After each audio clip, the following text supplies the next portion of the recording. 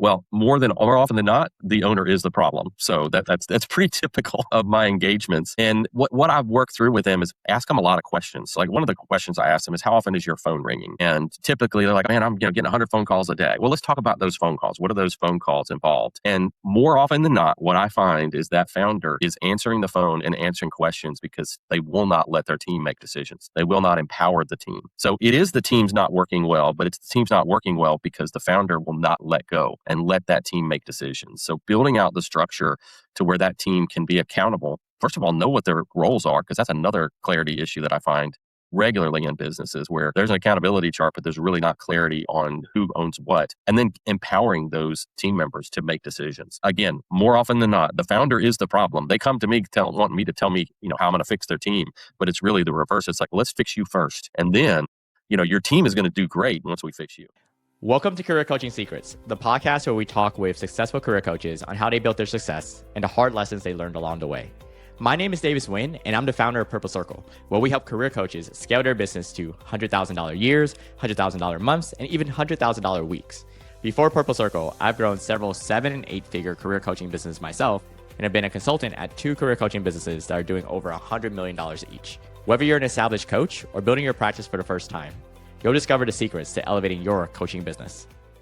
Welcome to Career Coaching Secrets podcast. I'm Pedro, and today I'm joined by Forrest Derr, a fractional integrator and COO who has spent 25 plus years helping visionaries transform their companies from high-paying jobs back into real businesses that they can actually lead rather than manage. What makes Forrest's approach powerful is his recognition that most successful entrepreneurs didn't start their businesses to run every department, but somewhere along the way, they became the bottleneck, stuck approving decisions they shouldn't have to make. Forrest specializes in working with companies between 2 million and 50 million who are scaling fast and feeling the pressure, most already running on EOS, but needing that crucial second in command to bring structure to chaos. His focus on clarifying accountability charts, installing discipline through proven tools, and freeing owners to operate in their zone of genius transforms businesses from constant firefighting into systems that actually work without the founder's daily intervention. Welcome to the show, Forrest. Man, Pedro, that was a great intro. Appreciate that. Well, I always say this, you're the one to blame, right? That's not my fault, man. That's all you're doing, okay? But great to have you, okay? And, I'm a comic book nerd, to be candid with you, and I love the origin story, right? So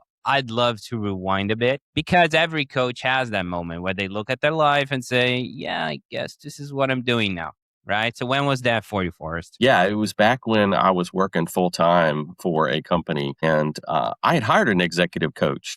And what I thought I was hiring that executive coach was to help me build up the leadership team I was working with. And so I figured, hey, I'll just hire this executive coach, leverage her for about 6 months and see how it works out, make sure it's a good program. And next thing I know, she coached me into leaving my full-time job. Okay. Now, walk me through one shift that I would love to know and share with our audience is that shift that happens, from I'm helping people, I'm testing the waters here with coaching, right? To I'm building a real business around this. When that happened?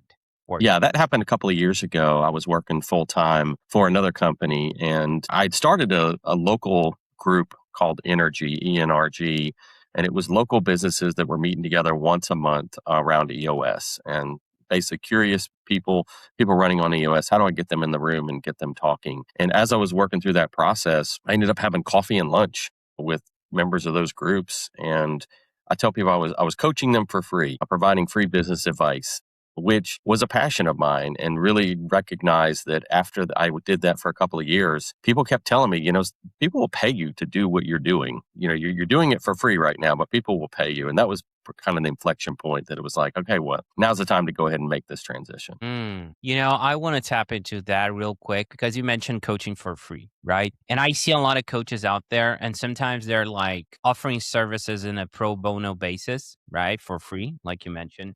And some of them tell me that they're like, it lacks commitment when there is no skin in the game, right?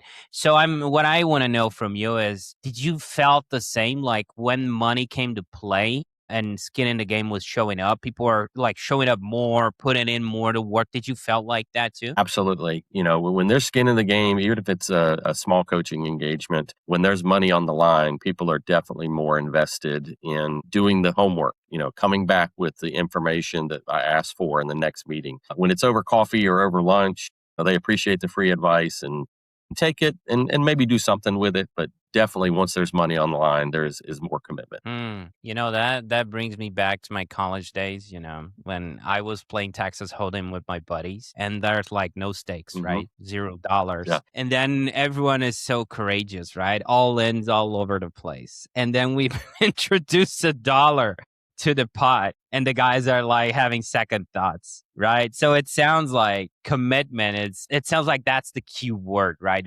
To really put in the work. Is it like something you felt that too? Absolutely. And I've got a college story too. I mean, the first 2 years I was in school, I tell people politely, I was registered for class for 2 years. Attendance was not very optional. Um, so I resulted in failing out of school. I mean, I flunked out of University of Delaware after 2 years of going to school because I didn't attend class and I wasn't committed because my parents were paying for it. Well, fast forward, I took a semester off, managed a gas station, decided I didn't want to do that the rest of my life, decided to move away 20 hours away from my home to go to a different school. Well, guess what? I was paying for school at that point. The student loans were on me. And instead of taking electives like basket weaving, I took global business. I was committed to make something of that education. And it's totally true. If you're paying for something, you are definitely going to be more invested in it. Interesting how you had to went through that, right, to actually value Yeah, it. So 100%. you actually do have the same story. Basically, it's like going through that, and like a son, me too. I always had those type of moments, so I'm right there with you. Now, after you got rolling, and I asked this because for most coaches, sometimes they're trying to help everyone, right? Especially in the early days, they're like, "Yep, you need coaching. I'm right here." So, in your experience, who are the people that kept showing up, Forrest, the ones you realize, okay, this is my tribe? Yeah. Yeah, it's the founders that really were struggling with their business. And so I was regularly talking to founders. Maybe they're 1 or 2 person businesses that were scaling quickly, and then they were 5 employees, then they were 10 employees. And the next thing they're working 80, 100 hours a week, and they're just drowning in their business. And many of the companies that I've worked with, they read the book Traction, they implemented EOS, they maybe even hired an EOS implementer, which is a whole other discussion around helping businesses scale their business, but they didn't have that number 2 second in command to help them buffer their crazy ideas, but also help them balance out the team and make sure the team was rowing in the same direction. And so that's the niche that I've carved out. And I kept seeing the pattern over and over again. It was founder-led businesses who were drowning. They tried to create a business for freedom and they ended up putting handcuffs on themselves. Handcuffed. Okay. Now let's do an exercise here. Okay. Let's pretend I'm one of those founders struggling with my business, right? First thing, marketing wise, how would I be able to find you in the first place? Yeah, to find me, I'm very active on LinkedIn and actually podcasts, which is what we're doing right now. So I think I've recorded about 50 different podcast episodes as a guest, and that has been very interesting. The last 3 or 4 people that I've talked to have found me through using AI that crawled my LinkedIn posts and crawled podcast guest episodes. Okay. Continuing our exercise. I resonated with what you posted on LinkedIn. I'm still your ICP or your client profile, or even listen to one of the podcasts you showed up, right? And I'm looking at it and I'm like, okay, there's something out there. I may need this guy. Eventually go through the sales process, whatever that looks like. Okay. There's alignment. Let's say there's alignment. We're closing. Okay. I want to work with you or your business, however that looks like. So if you have different offers, you can pick the main one. Okay. Now, what I want to do is for you to walk me through like, how does it look like to work with your business and what are the potential outcomes I could expect? Yeah, absolutely. So the first step is to have an alignment call. It's a 60-minute call to make sure that we're a good fit. And the next step is to sign a contract for a 1-day session. And basically what I'll do, we'll spend a day with that founder, getting documentation on their business, mapping out what's going on in their business, how are they structured, where are the bottlenecks, where are the gaps. And my pitch pitch is that we will leave that meeting room together after a day, and they will have a plan on how to get their business aligned to where they can be liberated. They can either execute that plan themselves, or more often than not, after we develop that plan, they want to take it to the next step. And the next step is a fractional engagement. And the way I work with my clients is I work sitting on the same side of the table as the founder. I have them sign a 6-month contract, and that 6-month contract is for 1 day a week. And during that 1 day a week, we are building the structure and alignment and the cadence so that we can find my replacement. And my whole pitch is I don't want to be there for 12 months, 18 months, 24 months. I want to be there 6 months, maybe 9. It may take 9 or 10 months to finish out the project, but the outcome is that they will have a second in command that we have promoted internally or get somebody externally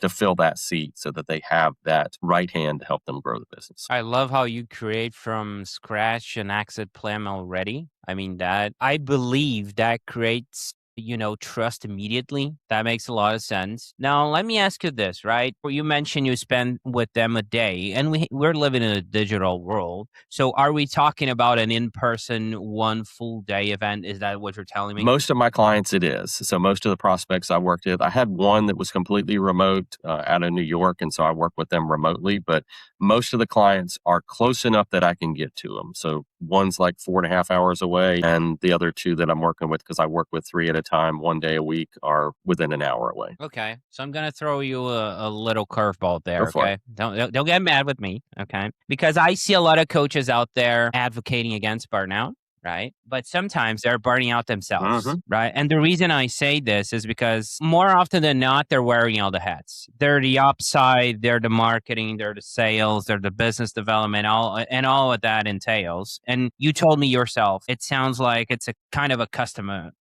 approach, right? And you spend a day with a client. So there's that. So your work seems pretty hands on. So how do you think about capacity? So don't stretch yourself too thin, Yeah. you know?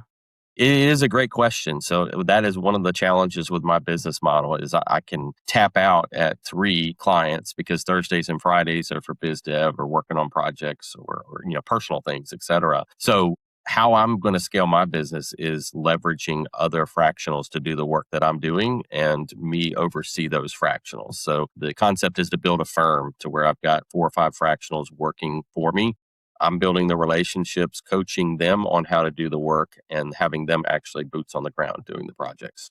So it sounds like we're in the process of also developing some SOPs, some standard operating procedures for those who don't know about what that is. So we can extract that information out of your head, create a procedure so others can follow, something like that. Correct. Something standard operating procedures, but also coaching of these newer fractionals because I've got numerous people who have reached out to me over the years wanting to start their own fractional business. So I did build a playbook that helps them build their business, but they're still asking for more help in that coaching process to help them grow and scale their practice. Okay. That makes sense. Now, I want to tap into another topic that I feel is very important, especially because you mentioned you were coaching for free in the early days, right? And one thing I see every coach out there wrestling with is pricing. Mm, But I'm not talking about hard numbers, okay? It's more about the mindset behind it. So the thing is, for coaches and service and overall the service industry, sometimes you're trading time for dollars, right?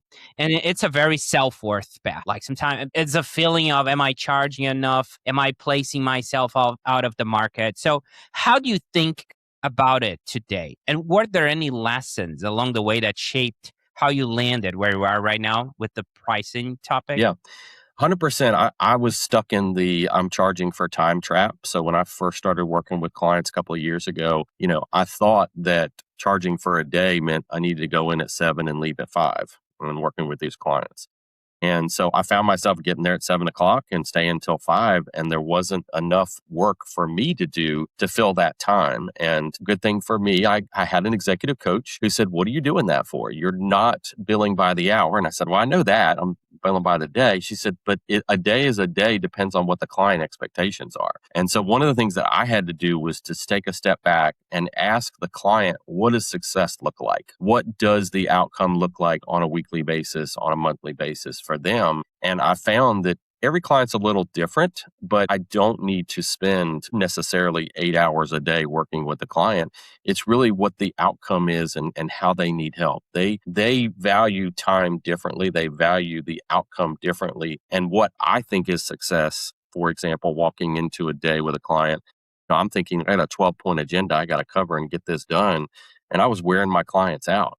I had my, assessment of what success looked like rather than them. Backing up, figuring out what a day a week is, it really is not based off of time. It's based off a level of effort. And that's funny because I'm a coach too, Mhm. right? So I'm thinking about I was doing based pricing hourly and all of that, all of that stuff that doesn't really work. And the reason it doesn't, and sometimes it does for some people, but for me it didn't. It's because they start comparing me to other people that are not even in the same industry. It's like I'm Right. being compared to the dentist. Yep. I'm being compared to, I don't know, the cleaning lady or whatever.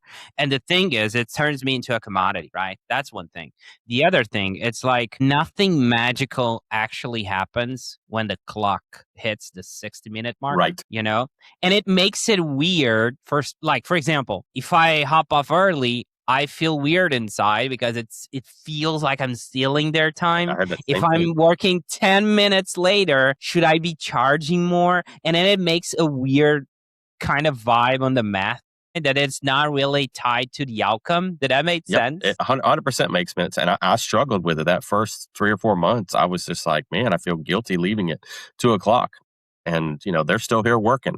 But they didn't need me. They needed me for a certain amount of effort during that day. There were 3 meetings that I had with a client every Tuesday for 4 months working through a process with them, and that was all. So, I mean, I showed up around 9 and left around 1, and it was not a big deal. So that was probably the big thing that I had to get my arms around is not looking at the clock, not looking at the time, but looking at what is the outcome that we want, that they want, and how do I get there? And that might take longer sometimes. I might have to work later in the evening sometimes doing something to get ready for the next day. That's true. And the thing is, I'm not sure if you agree with me. It's because like I worked at a consulting firm, I worked at banking. So there are trade-offs that exists, right? The first one, like comparing the experience of being a business owner, the first one is like when I clocked out, Mhm. right? As an Yeah, employee. But when I'm an owner, it doesn't really work like right. that. Right? I cannot make that separation so easily like I did when I was working with it. But the other thing, it's like the employee mentality of the clocking in and clocking out. It's hard to distance yourself from. I'm not sure if you're right there with me, but I feel like that sometimes, you Yeah. know? No, I get it. It is a mindset shift, and I've talked to several people recently that are to employees looking at going fractional, as a fractional executive. And one of the mindset shifts is that, when you're working on your own business, it's very different than working for somebody else's business. So, yeah. 100%. And I'm curious about one thing because I know your business is called Derr Consulting. We established that, right? Now, the thing I'm curious about is like, let's say I'm hiring you, okay? I'm that founder and your ICP and all of that. And I'm telling you, hey, Forrest, my team's not working, right? This is not working, blah, blah, blah. And you join me for a day, right? And you realize I'm actually the problem here, right? I'm the paying customer, the paying client that hired you, and you realize that the problem is Pedro. So, how to navigate that conversation to actually make that person, me, aware that actually the team is not the issue here? Well, more often than not, the owner is the problem. So that's pretty typical of my engagements. And what I've worked through with them is ask them a lot of questions. So like one of the questions I ask them is how often is your phone ringing? And typically they're like, man, I'm getting 100 phone calls a day. Well, let's talk about those phone calls. What are those phone calls involved? And more often than not, what I find is that founder is answering the phone and answering questions because they will not let their team make decisions. They will not empower the team. So it is the team's not working well, but it's the team's not working well because the founder will not let go and let that team make decisions. So building out the structure to where that team can be accountable. First of all, know what their roles are, because that's another clarity issue that I find regularly in businesses where there's an accountability chart, but there's really not clarity on who owns what. And then empowering those team members to make decisions. Again, more often than not, the founder is the problem. They come to me wanting me to tell me, how I'm going to fix their team. But it's really the reverse. It's like, let's fix you first. And then, your team is going to do great once we fix you. That always brings me back to my kids, right? I have 2 boys, 3 and 7. Congratulations. And thank you. And sometimes I see myself doing stuff on their behalf because I'm in a hurry, right? It's like I want to keep going. Like, we got to leave in 30 minutes. We got to do the thing. And it's faster for me to just do the thing instead of explaining what I need to be doing or what they need to be doing. So the feeling is like sometimes it's on the founder side. Sometimes a part of it is an ego stuff, right? Like part of letting go, of accepting there's something different is coming to play. But do you feel like they create this environment that relies on them and then they blame the team? Like, why are you relying on me? It's kind of wild if you think about it. It is. And it definitely is an ego thing. It's an ego thing and a speed thing because they think it's easier to answer the question than it is to spend the time to help somebody understand how to solve the problem. But, again, one of the questions I ask the founder is what's your exit strategy? That's one of the first questions I ask. And most of them look at me like deer in headlights. What do you mean exit strategy? I'm like, no, I want to know what is your exit strategy. Where are you going to take this business? And if your exit strategy is to sell this business, you can't sell it if you're taking 100 phone calls a day because you are the business. You are the bottleneck. Nobody wants to buy a business where the owner has to be involved in the business. And what I find is if we can focus on that exit strategy, if we build the structure where 3 or 4 years out, they've got this business running without them, shorter than that, but eventually running to where they can take 3 months of vacation, they're probably going to want to keep the business, but it's going to be valuable at that point in time. So one of the best compliments I got from one of my first clients, and I was not expecting it, we're sitting in a meeting and we're sharing good news, personal, professional. And he said, the good news this week is I had a meeting for 4 hours yesterday and my phone didn't ring one time. And I was like, well, tell me about that. He said, normally a 4-hour meeting, I'd be interrupted 10, 20 times with phone calls from people asking me to make decisions. And we've built the structure to where my phone is not ringing. And so that's the inflection point that I like to see with founders is their phone stops ringing. Their phone stopped ringing. That's a great catch. Great hook. I love that. Okay.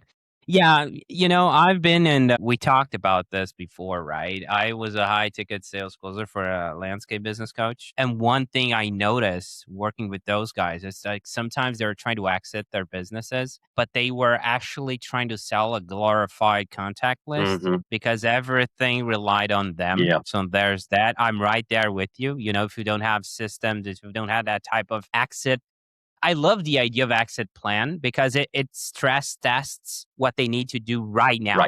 Right? Like imagine you have to sell tomorrow. You need to hand over those keys. So that's one way to exercise that. So I really like that. Now, I'm curious about one thing and I want to shift gears for a second, which is future, right? For Derr Consulting, so where are you taking all this, looking ahead? Where do you see the business going? And you kind of browse about that a little bit, right? The fractional team and all that. But are you thinking about scaling, hiring? Is there a next step you're excited about, Forrest? Yeah, I'm really excited about building content. So I built a playbook initially because of people just kept asking me the same questions over and over again. How did you get started so quickly? How did you do marketing? How did you do sales? How did you, get the business off the ground? And that has turned into several coaching engagements, helping people that want to leave W-2 employment. But I see the future for me right now is to continue to build out content.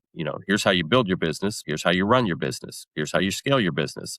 Here's how you make products. Because at the end of the day, I ask people, can the business operate without you? And right now, the business cannot operate without me. My business can't. I am the business at the moment. So my goal in the future is to get the business to where it operates without me. Maybe I have a team of fractionals that are doing the work and I'm just capturing revenue off the top and coaching them as needed, and then building products and systems that are sellable products to people to where, I have mailbox money coming in and I'm not actually having to do the work anymore. Okay, that makes sense. Now, whenever we're aiming towards the next chapter, which you are, there's always something we're refining in the present, right? So right now, what are you currently trying to prove or tighten up in your business? Yeah, I'm definitely trying to tighten up the marketing side of my business because I recently hired a fractional executive, a fractional executive assistant, so to speak. I've got an executive assistant that manages my calendar as well as my email. So I had that covered, but I hired somebody that's actually doing project management with my CRM. I leverage HubSpot because I've got tons of people that I need to follow up with that don't, quote, need me to follow up with them. They just need follow up. And so she's basically going to be a sales development rep working through my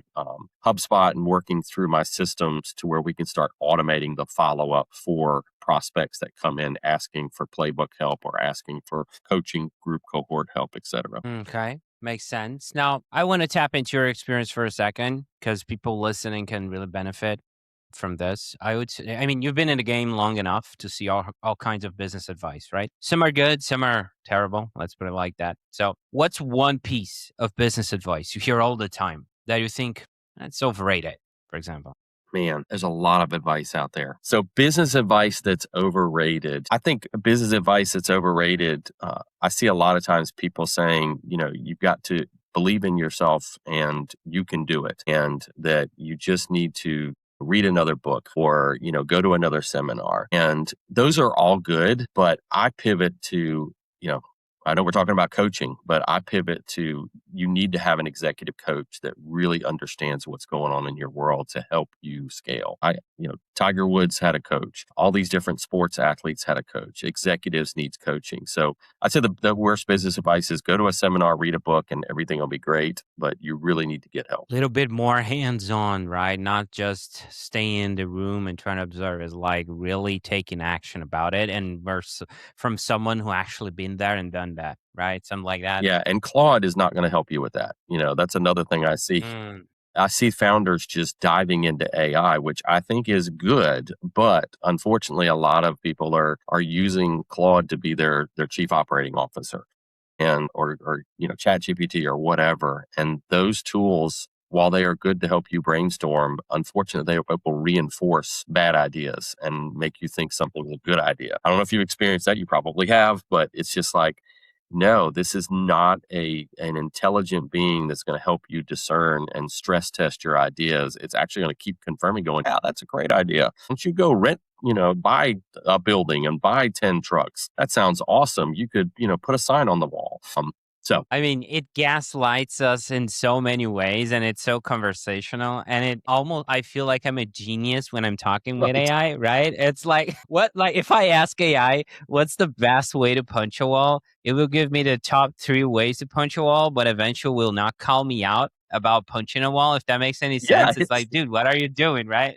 why are you punching the wall? Yeah. No, but you had to buy this glove, and then you're not gonna hurt blah blah blah and blah blah blah, and then you hit with the are you left handed, are you right handed? So it's and it's so biased. I mean, at the same time, because it wants to be conversational, so it doesn't confront you as much as sometimes it pretends to do. If you go to a custom level like configuration and all that, you can add some stuff, but it goes back to the core code and it tries to be conversation again. I've been there. I've done that. It's like, it's kind of funny, to be honest. Like I feel sometimes people overvalue in a way. I mean, it's a great tool. Don't get me wrong, for efficiency to breaking down some ideas, data, transcripts, top points that we're talking, all that thing that stuff that it needs grinding more, but I'm not right there with venting ideas, like really, really venting ideas, So I'm not sure if you agree with here's the that. best illustration that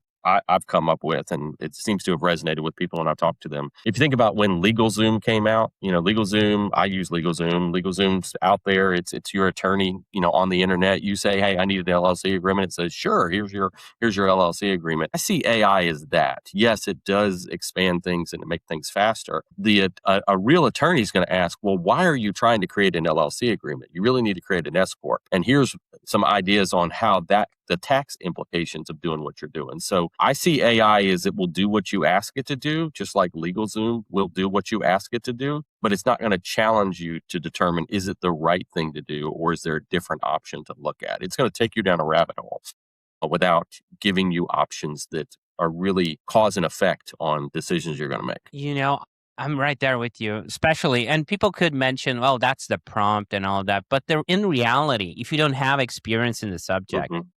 you don't know the right questions to ask sometimes, right? You're super tactical. You're thinking about the LLC when in reality you shouldn't in the first place. You need to sit down with someone that actually peels up the onion and tells you, okay, but what exactly are you trying to achieve here? And how does your business looks like? So that makes a lot of sense. And sometimes I see a lot of business owners overall, and sometimes coaches too. It's like they're trying to do something in their business, but they have like not even a surface level knowledge to do so, right? So they lack on the ability to evaluate what good looks like. Right. Like for example, let's say I'm a coach and I'm terrible at selling and I'm bringing my first closer, right? So if I have zero experience in sales, sometimes that happens, right? I'm going to have a hard time evaluating that guy, Yep.